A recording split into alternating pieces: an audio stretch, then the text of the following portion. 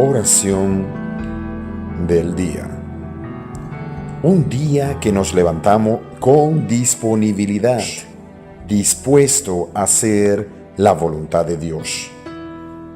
Proclamar su palabra a lo que hoy a lo mejor se están levantando con pensamientos incluso hasta de perder su propia vida.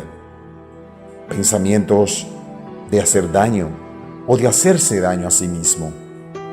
Hoy es un día que nosotros podríamos llegar a ser diferente, hacer algo diferente y hacer algo como Dios nos manda hacer.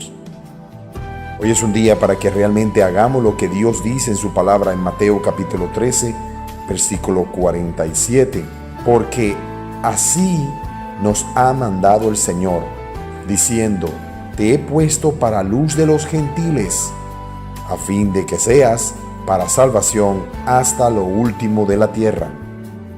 Yo no sé dónde estás, en qué país, en qué continente, pero algo sí sé, que donde tú estás, hoy Dios te ha bendecido con un nuevo día. Y Dios quiere recibir de esas cosas maravillosas que Él nos da, distribuir su palabra en otros lugares.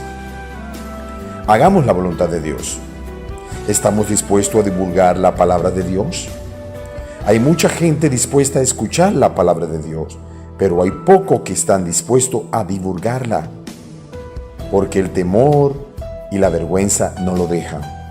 Hay personas que se avergüenzan de decir soy cristiano, se avergüenza de andar con la espada más grande, la palabra del Señor, la Biblia.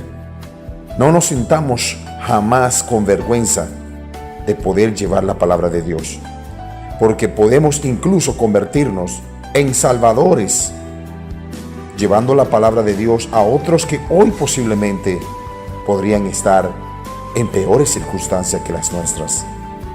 Seamos diferentes y hagamos algo diferente.